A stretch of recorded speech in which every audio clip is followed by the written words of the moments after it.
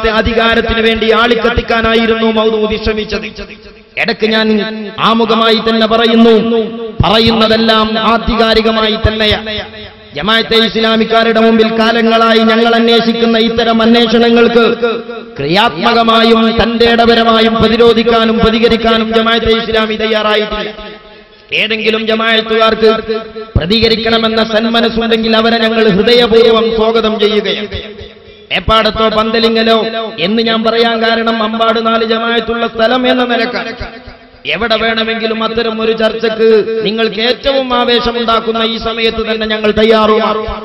ഇരിക്കട്ടെ സഹോദരന്മാരെ, താഗൂത്തി ഗവൺമെന്റിൽ നിന്ന് സമുദായത്തെ അടർത്തി മാറ്റി ആ അധികാരം കയ്യിലെടുക്കാമെന്ന് മൗദൂദി വിശ്വാസത്തിന്റെ പേരിൽ ചിന്തിച്ചു. അതുകൊണ്ട് തന്നെ പഴയകാല ജമാഅത്തെ ഇസ്ലാമിക്കാരന്റെ എല്ലാ പുസ്തകങ്ങളിലും ഭരണകർത്താക്കൾക്കെതിരെയുള്ള നിലപാടുകൾ കാണാം. ഞാൻ പറഞ്ഞത് മുജാഹിദുകൾ ഖുർആനും സുന്നത്തും പരിശോധിച്ചു. മതത്തെ പ്രമാണത്തിലൂടെ മാത്രം മനസ്സിലാക്കണമെന്ന് മുജാഹിദ് പറഞ്ഞു. അതിന്റെ കാരണം പഴയകാല പണ്ഡിതന്മാരിൽ നിന്ന് സമുദായത്തെ അടർത്തി മാറ്റലായിരുന്നു.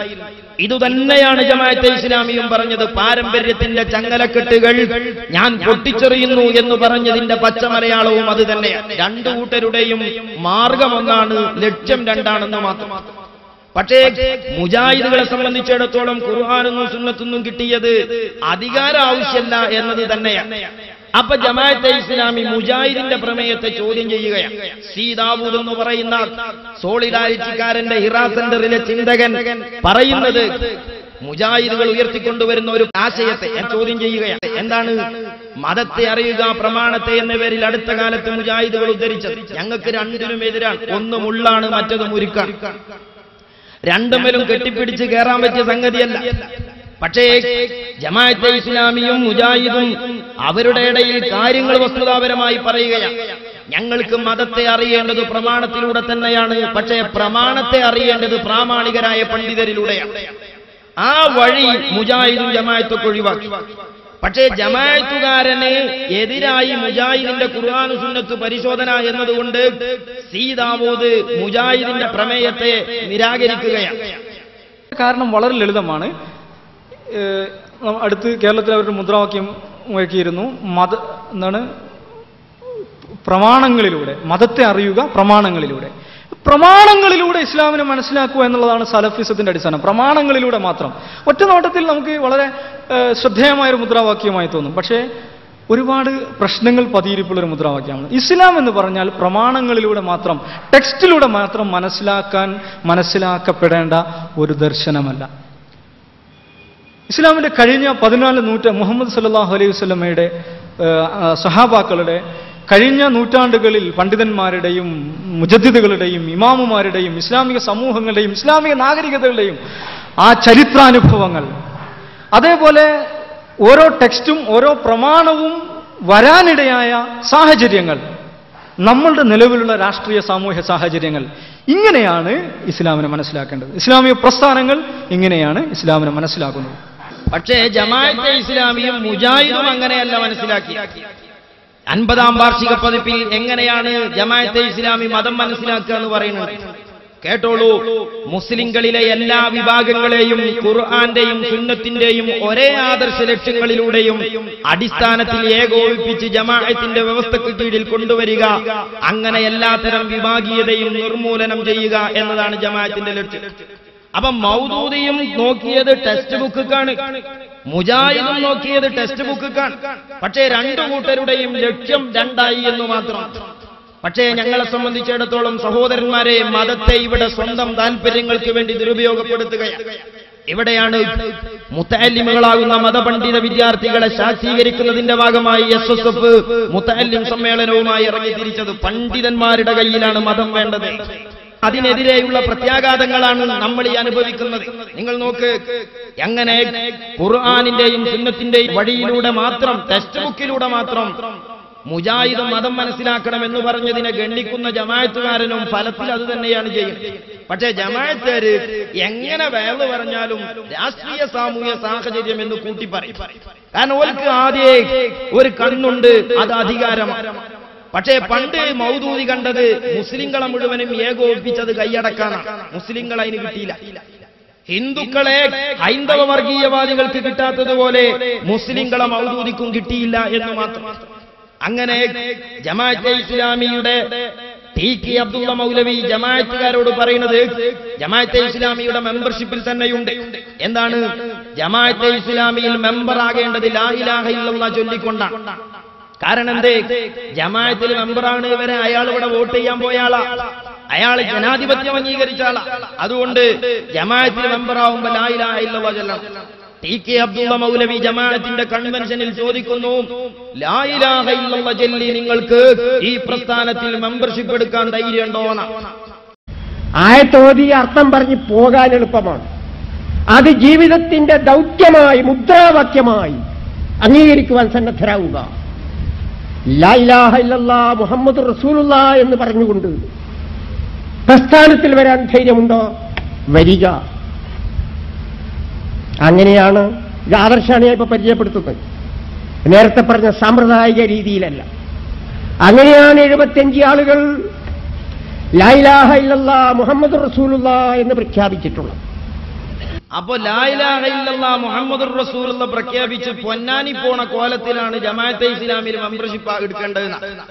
ഞാൻ ചോദിക്കുന്നു, എന്തായിരുന്നു ജമാഅത്തിൽ മെമ്പറാകുന്നതിന്റെ മുമ്പ് മൗദൂദിക്കുണ്ടായിരുന്ന വിശ്വാസ തകരാറ്?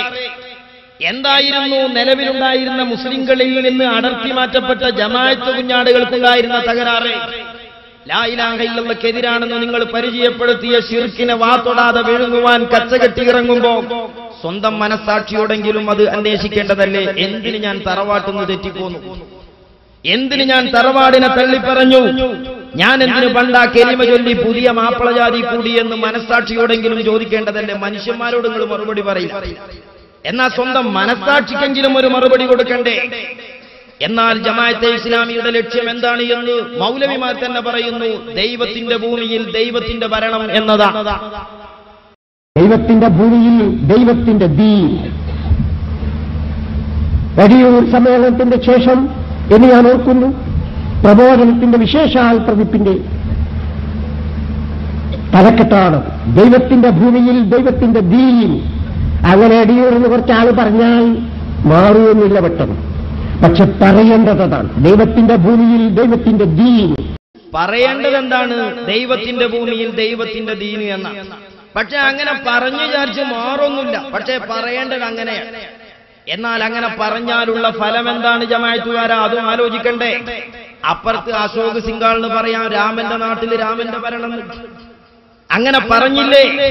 സിമി എന്ന് പറയുന്ന ജമാഅത്തെ ഇസ്ലാമിയുടെ വിദ്യാർത്ഥി സംഘടന ഈ ആശയം തലയിലേറ്റെടുത്ത് അവസാനം പള്ളിയെക്കാളും വലിയ മിഹ്റാബായി. അങ്ങനെ സിമിക്കാര് രാജ്യത്തിന്റെ തെരുവുകളിൽ എഴുതിവെച്ച ചുവരെഴുത്തെന്തായിരുന്നു? ഇന്ത്യയുടെ മോചനം ഇസ്ലാമിലൂടെ എന്നായിരുന്നു. അങ്ങനെയാണ് പറയേണ്ടത്, പറഞ്ഞാൽ മാറൊന്നുമില്ല. അതുകൊണ്ട് എന്ത് ഫലം കിട്ടി? പിറ്റേ ദിവസം വർഗീയ ഹിന്ദു ശക്തികൾ വന്നിട്ട് ആ ചുമരെഴുത്ത് ഒന്നായി മാറ്റിട്ട് അവിടെ എഴുതി ഇസ്ലാമിന്റെ അന്ത്യം ഇന്ത്യയിൽ തന്നെ. അതിനുശേഷം പിന്നെ ജമാഅത്തെ ഇസ്ലാമിയുടെ സിമി ആളുപോയ ചെകുത്താനെ പോലെ പിന്നെ എവിടെയാന്ന് കാണാൻ. പിന്നെങ്ങനെ കൂന് മുളക്കുന്നത് പോലെ അവിടെ ഒരു തീവ്രവാദ സംഘടന, ഇവിടെ ഒരു തീവ്രവാദ സംഘടന, അവിടെ 4 എണ്ണം പിടിച്ചു, ഇവിടെ 4 എണ്ണം പിടിച്ചു എന്ന് പറയുന്ന ഒരു സാമുദായിക സാഹചര്യത്തിലേക്കാണ് സമുദായം പോയത്. നിങ്ങൾ ആലോചിക്കൂ സഹോദരന്മാരെ, ദൈവത്തിന്റെ ഭൂമിയിൽ ദൈവിക ഭരണമാണ് വേണ്ടത് എന്ന ആശയത്തിന്റെ അർത്ഥം എന്താണ്? അള്ളാഹുവിന്റെ ഖുർആനും സുന്നത്തും അനുസരിച്ചുള്ള ഭരണമല്ലാത്തൊരു ഭരണവും പാടില്ല എന്നാ. അതെവിടുന്ന് കിട്ടിയതാ? ഖുർആനൊന്നും സുന്നത്തൊന്നും കിട്ടിയതാ. ആ ഖുർആൻ ഏതാണ്? ഷെയ്ഖ് മുഹമ്മദ് കാരക്കുന്ന് ആയത്തോതിയിട്ട് പറയണം. എന്താണ് ആയത്തോതുന്നത്? യാ അയ്യുഹല്ലദീന ആമനൂ അതീഉല്ലാഹ വഅതീഉർ റസൂല വഉലിൽ അംരി മിൻകും ഫഇൻ തനാസഅതും ഫീ ഷൈഇൻ ഫറുദ്ദൂഹു ഇലല്ലാഹ്. വിശ്വാസികളെ, നിങ്ങൾ അല്ലാഹുവിനെ അനുസരിക്കണം, അള്ളാഹുവിന്റെ പ്രവാചകനെ അനുസരിക്കണം. നിങ്ങളിൽ നിന്നുള്ള ഉലമാക്കളും ഉമറാക്കളുമാകുന്ന പണ്ഡിതന്മാരെ, ആ പാരമ്പര്യമായി മതം തന്ന പൗരാണിക പണ്ഡിതന്മാരെ സ്വീകരിക്കണം എന്ന് പറയുന്ന ആയത്ത് പൗരാണിക പണ്ഡിതന്മാരുടെ പാരമ്പര്യ ചങ്ങലക്കെട്ട് വലിച്ചെറിഞ്ഞിട്ട് ജമാഅത്തുകാരൻ പറയുന്നത് അതിന്റെ അർത്ഥം അതുമാത്രമല്ല, സോണിയാഗാന്ധിയെ നേതാവാക്കിക്കൂടാ എന്നാണ്. അതുപോലെ കരുണാകരനെയും ആന്റണിയെയും നേതാവാക്കിക്കൂടാ എന്നാണ്. അച്യുതാനന്ദനെയും പിണറായിയെയും നേതാവാക്കിക്കൂടാ എന്നാണ് അള്ളാഹുവിന്റെ ഖുർആനിലെ ആയത്തോതിയിട്ട് ശൈഖ് മുഹമ്മദ് കാരക്കുന്ന് പറയുന്നു, അമുസ്ലിങ്ങളുടെ നേതൃത്വം അംഗീകരിക്കുക എന്നത് മുസ്ലിങ്ങൾക്ക് ചിന്തിക്കാനേ പറ്റാത്ത കാര്യമാണ്. തെളിവെന്താ?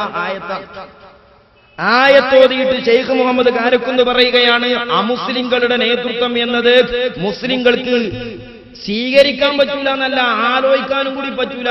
ആരാ പറയുന്നത്? ഇന്നത്തെ സോളിഡാരിറ്റിന്റെ പണ്ടത്തെ കോലം ജമാഅത്തെ ഇസ്ലാമിയുടെ പേരിൽ ശൈഖ് മുഹമ്മദ് കാരക്കുന്ന് ആയത്ത് നോക്കുങ്ങൾ. ചില കാര്യങ്ങളിൽ ഇസ്ലാമിക നേതൃത്വത്തെ അംഗീകരിക്കുകയും ബാക്കി ജീവിതത്തിന്റെ സുപ്രധാനമായ കാര്യങ്ങളിൽ, രാഷ്ട്രീയ ഭരണ മേഖലകളിൽ, സാമൂഹ്യ സാമ്പത്തിക സാംസ്കാരിക രംഗങ്ങളിൽ അനിസ്ലാമികമായ ജാഹിലീയമായ നേതൃത്വത്തെ മുശ്രിക്കുകളുടെ, ദൈവനിഷേധികളുടെ, മതവിരുദ്ധരുടെ, അതുപോലെ തന്നെ ധിക്കാരികളുടെ, അഴിമതിക്കാരുടെ നേതൃത്വം അംഗീകരിക്കുകയും ചെയ്യുക എന്നത് ഒരു ഇസ്ലാമിക സമൂഹത്തിന് ചേർന്നതല്ല, അത് ഇസ്ലാമിക സമൂഹത്തിന് അന്യമാണ്, അചിന്യമാണ് എന്നർത്ഥം.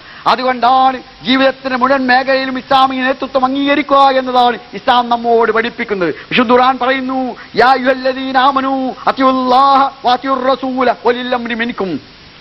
സത്യവിശ്വാസികളെ, നിങ്ങൾ അല്ലാഹുവിനെ അനുസരിക്കുക, പ്രവാചകനെ അനുസരിക്കുക, നിങ്ങളിൽ നിന്നുള്ള കാര്യകർത്താക്കളെ, നിങ്ങളിൽ നിന്നുള്ള നേതാക്കളെ നിങ്ങൾ അനുസരിക്കുക.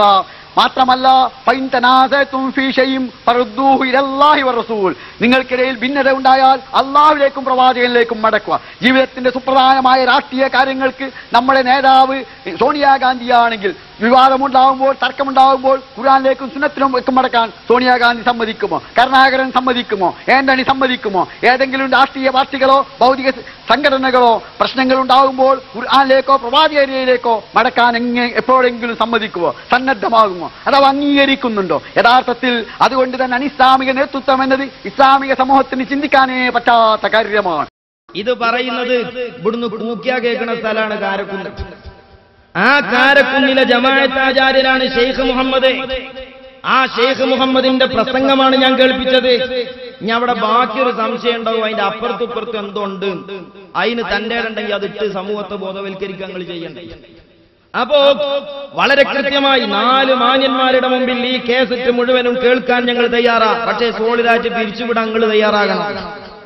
നിങ്ങൾ ആലോചിച്ചു നോക്ക്, ഇവിടെ ഇയാൾ പറഞ്ഞ എന്താണ്? ഒരു ജനാധിപത്യ രാജ്യത്തെ രാഷ്ട്രീയ സംവിധാനം എന്ന നിലക്ക് ആന്റണിയുടെ കീഴിലുള്ള കോൺഗ്രസിൽ മെമ്പർഷിപ്പ് എടുത്താൽ, രാഷ്ട്രീയ പ്രസ്ഥാനം എന്ന നിലക്ക് പിണറായിന്റെ നേതൃത്വത്തിലുള്ള ഒരു രാഷ്ട്രീയ പാർട്ടിയിൽ മെമ്പർഷിപ്പ് എടുത്താൽ ഇസ്ലാമെന്ന് പുറത്തു പോകുന്ന അവരുടെ ഉദ്ദേശശുദ്ധി മുമ്പിൽ വെച്ച് സപ്പോസ് നമ്മളത് വാദത്തിന് വേണ്ടി സമ്മതിക്കാം. എന്നാലും സോളിഡാരിറ്റി എന്ന പേരിൽ ജമാഅത്തുകാർ രാഷ്ട്രീയം ഉണ്ടാക്കേണ്ട കാര്യമല്ലല്ലോ. മുസ്ലിം സമുദായത്തിന്റെ നേതൃത്വമുള്ള രാഷ്ട്രീയ പ്രസ്ഥാനങ്ങൾ വേറല്ലേ, അതിൽ ചേർന്നാ പോലെ. മുസ്ലിം ലീഗ് എന്ന് പറയുന്ന ഒരു ഉദാഹരണം പറയണം. മുസ്ലിം ലീഗ് എന്ന് പറയുന്ന രാഷ്ട്രീയ പ്രസ്ഥാനത്തിൽ മാപ്പിളാര കുറവുണ്ടായിട്ടല്ലോ. എന്തേ ജമാഅത്ത് അതിൽ പോകാഞ്ഞത്? അത് ആ അധികാരത്തിന്റെ ചക്കടകൂടം ഞങ്ങൾ തന്നെയാണ് കൈകാര്യം ചെയ്യേണ്ടത്. അവിടെയാണ് പ്രശ്നം. അവിടെയാണ് പ്രശ്നം. അതിനപ്പുറത്തേക്ക് ഇത് മതമല്ല, ഇത് ദീനല്ല, ഇത് ഇസ്ലാമല്ല. ഇനി നിങ്ങൾ നോക്ക്, അതേ ശൈഖ് മുഹമ്മദ് കാരക്കുന്ന് പറയുകയാണ്, ഈ രാജ്യത്ത് അനിസ്ലാമികമായ ഭരണവ്യവസ്ഥ അത് നടപ്പിലാക്കാനും നിലനിർത്താനും വേണ്ടി ഇലക്ഷനിൽ പങ്കെടുക്കുന്നതും മത്സരിക്കുന്നതും ശിർക്കാണ്, തൗഹീദിനെതിരാണ്. കഴിഞ്ഞ നിയമസഭാ ഇലക്ഷനിൽ ഇവിടെ 2 സ്ഥാനാർത്ഥികൾ മത്സരിച്ചു, ഒരു സ്ഥാനാർത്ഥി വിജയിച്ചു. ലോക്സഭാ ഇലക്ഷനിൽ 2 സ്ഥാനാർത്ഥി മത്സരിച്ചു, ഒരാൾ ജയിച്ചു. രണ്ടാളും മത്സരിച്ചത് ഇവിടെ ഖുർആനിന്റെയും സുന്നത്തിന്റെയും ഭരണം ഉണ്ടാക്കാനല്ല. എല്ലാവർക്കും അറിയാം. ജയിച്ചുപോയ എംപിയും MLAയും ഖുർആൻ അനുസരിച്ച് കട്ടോന്റെ കൈമുറിക്കണ പരിപാടിയല്ല ഇവിടെ ചെയ്യണേ. എന്നാൽ അനിസ്ലാമികമായ വ്യവസ്ഥ നടപ്പിലാക്കാൻ ഇവിടെ ഇലക്ഷൻ നടക്കുമ്പോ സഹോദരന്മാരെ, ജമാഅത്ത് എന്താ നിലപാട് സ്വീകരിച്ചത്? ആദ്യം ജമാഅത്തെ ഇസ്ലാമിയുടെ പ്രസംഗം കേൾക്കുക. ജമാഅത്തെ ഇസ്ലാമി ഷിർക്കാണെന്ന് പറഞ്ഞു. ഇന്നും ഷിർക്കാണ്, ഇന്നലെ ഷിർക്കാണ്, നാളെ ഷിർക്കാണ്. എന്താ ഷിർക്കാന്ന് പറഞ്ഞത്? ഒരു സംശയം നിങ്ങൾക്ക് വേണ്ട. ഒരാൾ ദൈവേതര ഭരണവ്യവസ്ഥയ്ക്ക് കീഴിൽ, കേട്ടോളൂ, ദൈവേതര ഭരണവ്യവസ്ഥയ്ക്ക് കീഴിൽ ദൈവേതര ഭരണവ്യവസ്ഥ നടത്തേണ്ടതിനായി തെരഞ്ഞെടുപ്പിൽ മത്സരിക്കുകയും അസംബ്ലിയിൽ പോവുകയും ചെയ്യുന്ന പക്ഷം അത് തൗഹീദിന് വിരുദ്ധവും അനനുവദനീയവുമാണ്. ഇന്ത്യൻ ജമാഅത്തെ ഇസ്ലാം 27 വർഷം എന്നതാണ് ഉദ്ധരിച്ചത്. നമ്മളെ സാക്ഷാൽ മുജാഹിദുകളുടെ പത്രമാണ്. എന്താ സംഭവം? അനിസ്ലാമിക വ്യവസ്ഥ, അല്ലെങ്കിൽ ദൈവേതര വ്യവസ്ഥ, അല്ലെങ്കിൽ ജാഹിലിയ വ്യവസ്ഥ, അല്ലെങ്കിൽ താവൂത്ത് വ്യവസ്ഥ, എന്ത് പറഞ്ഞാലും വേണ്ട, അള്ളാഹുവിന്റെ വ്യവസ്ഥ അല്ലാത്ത വ്യവസ്ഥ. ആ വ്യവസ്ഥ സ്ഥാപിക്കാനോ നിലനിർത്താനോ ഉദ്ദേശിച്ചോ ലക്ഷ്യം വെച്ചോ ഇലക്ഷനിൽ പങ്കെടുക്കുന്നോ വോട്ട് രേഖപ്പെടുത്തുന്നോ ശിർക്കാണ്, തൗഹീദിനെതിരാണ്, അനിസ്ലാമികമാണ്. ഇന്നലെയാണ്, ഇന്നാണ്, നാളെയാണ്, മറ്റന്നാളുമാണ്, ഖിയാമത്ത് നാൾ വരെയാണ്.